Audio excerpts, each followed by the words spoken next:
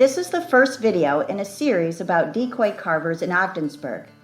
There are many duck hunters in St. Lawrence County, and decoying a duck is well developed here in Ogdensburg and surrounding communities.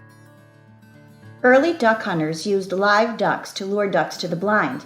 After this practice was outlawed, some hunters made stuffed decoys, but these didn't last long.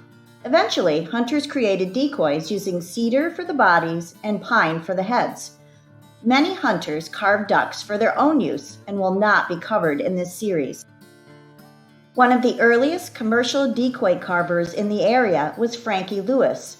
He was born in 1878 in Ogdensburg to Christopher Louis, who was from Alsace-Lorraine, France, and Mary Delestre Louis, whose parents were also French.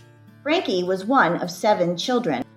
Christopher Louis built the home and shop at 325 Crescent Street, where the family resided and where Frankie later operated a bicycle repair shop, car repair shop, and decoy carving business. As a young man, Frankie Louis was a bicycle racer. His first race took place in Ogdensburg in 1893. He won the race that started at the Seymour House and ended at Morrisette Park. The prize was a $20 suit.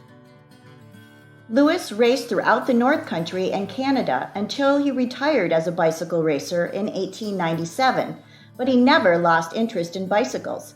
He was the captain of the Crescent Cycling Club in the city, which had 65 members and met every Friday evening to go for a ride.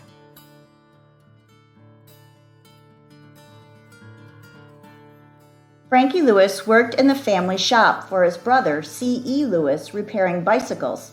His brother had over 50 bicycles that he rented out as well. When the popularity of bicycles declined, they began repairing cars.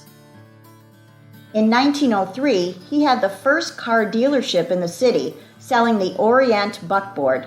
Later, he sold Ford automobiles. In 1903, he began carving decoys for himself.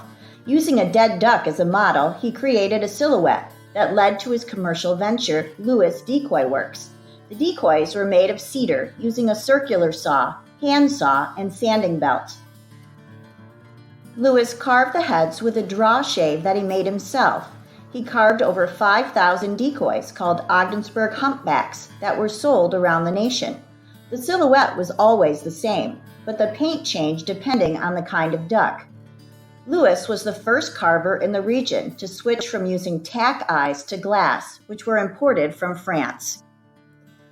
While critics said these humpbacks didn't look like ducks, at $6.50 per dozen, the price couldn't be beat.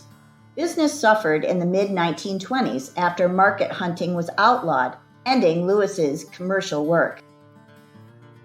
Frankie Louis continued to do car repairs and general repairs for the next 40 years at his shop.